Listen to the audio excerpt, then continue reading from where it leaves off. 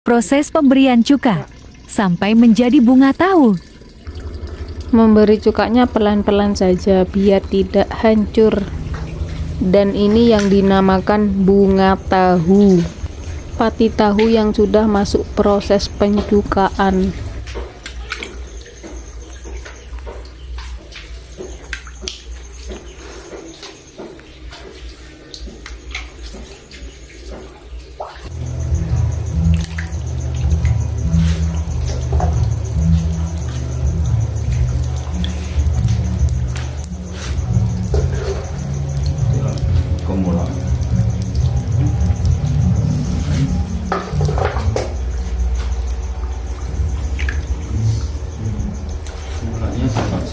Kalau sudah begini, kembang tahu itu siap dipres.